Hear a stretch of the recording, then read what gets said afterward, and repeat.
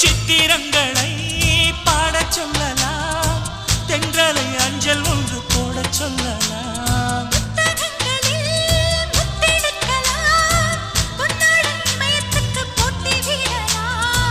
பூமிக்கு பொட்டு வைத்து பார்க்கலாம் பார்க்கலாம், பூவுக்கும் ஆடை தைத்து போடலாமா?